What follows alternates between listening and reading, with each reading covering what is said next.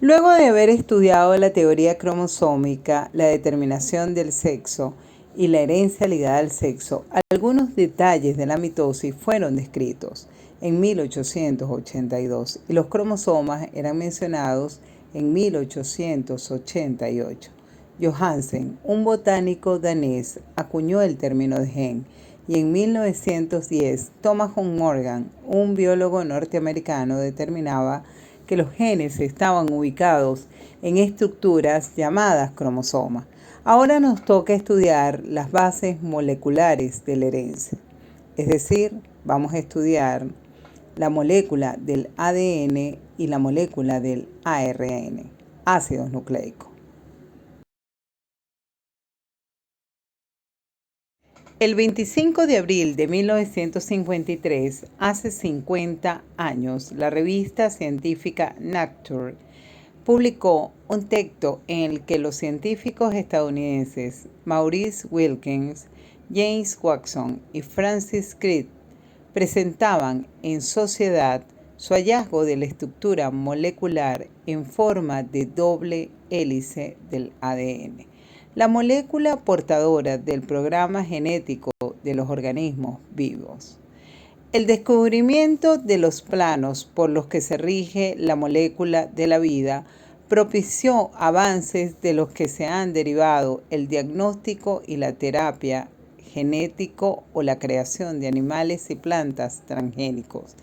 Claro que el desarrollo de estas disciplinas también ha originado problemas como la patente de los genes humanos o la selección genética de las personas.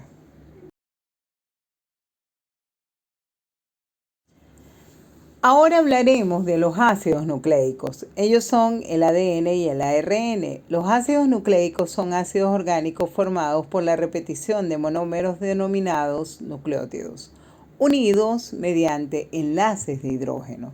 Se forman largas cadenas. Algunas moléculas de ácidos nucleicos llegan a alcanzar tamaños gigantescos, de millones de nucleótidos encadenados. Ellos son el ADN, ácido desoxirribonucleico, y el ARN, ácido ribonucleico. Existen grandes diferencias entre el ADN y el ARN en su estructura. El ADN tiene una doble hilera, el ARN tiene una sola hilera. El ADN está constituido por dos cadenas de polinucleótidos y el ARN está constituido por una sola cadena de polinucleótidos. La ubicación del ADN puede ser núcleo, cromosoma, mitocondrias y cloroplasto.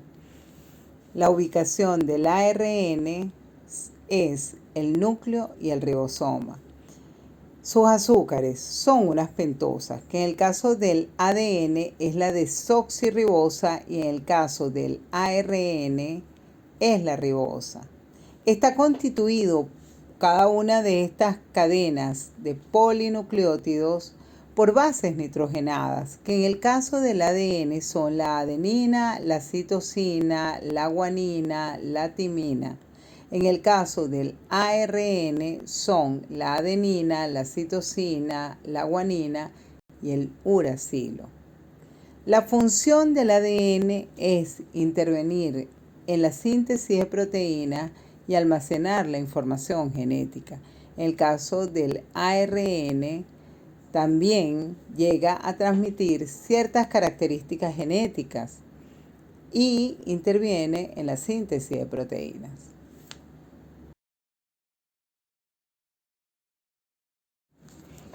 Discutiremos sobre las bases nitrogenadas. Existen dos tipos de bases nitrogenadas: las purinas, que presentan dos anillos aromáticos, y las pirimidinas, que presentan un solo anillo aromático. Las bases nitrogenadas son moléculas que forman parte de los nucleótidos. Es ella la que lleva la información, constituyen los componentes del ADN y del ARN. Las hebras de la hélice de ADN están interconectadas entre ellas por pares de bases nitrogenadas. Las 5 principales bases nitrogenadas que encontramos en el ADN y en el ARN son la adenina, la citosina, la guanina, la timina y el uracilo, que solo se presenta en el ARN. También hablaremos sobre los nucleótidos, que son moléculas orgánicas formadas por la unión de una base nitrogenada, un azúcar y un ion fosfato. El nucleósido, a su vez, está formado únicamente por una base nitrogenada y un azúcar.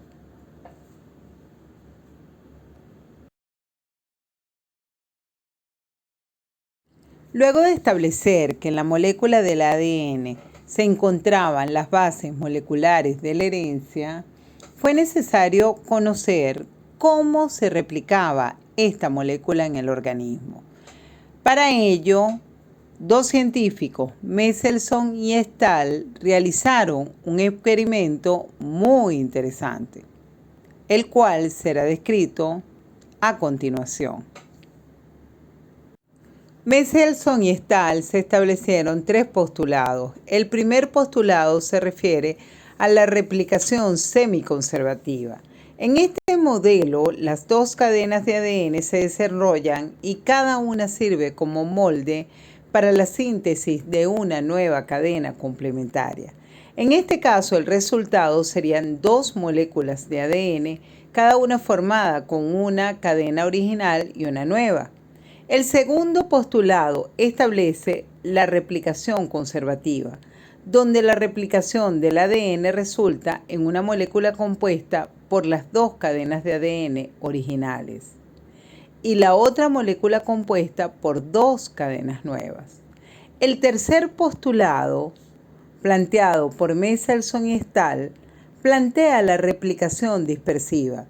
En el modelo dispersivo, la replicación del ADN resulta en dos moléculas de ADN que son mezclas o híbridos del ADN original y las moléculas hijas.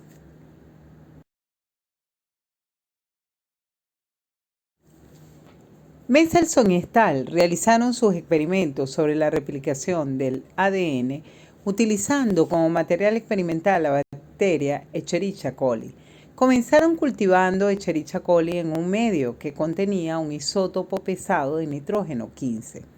Cuando se cultivan bacterias en medio que contienen nitrógeno 15, estas toman el nitrógeno y lo utilizan para sintetizar nuevas moléculas, incluyendo las del ADN.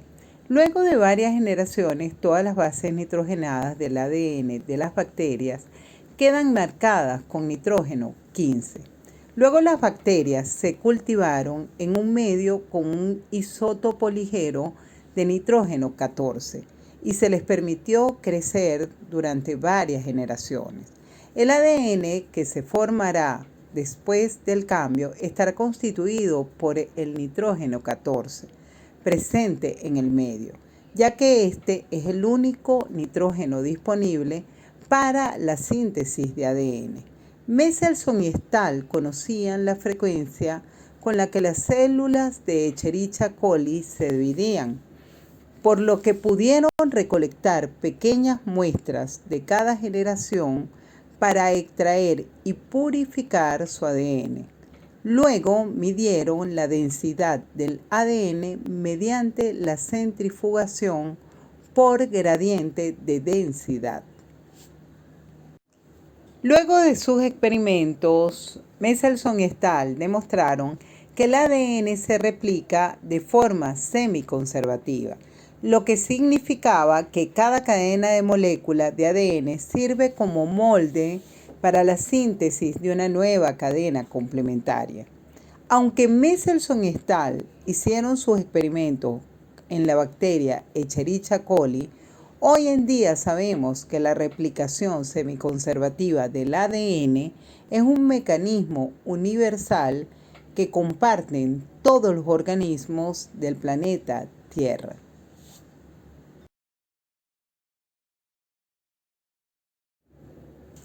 Espero que hayan entendido todo lo que se refiere a lo que han sido las bases moleculares de la herencia. Gracias.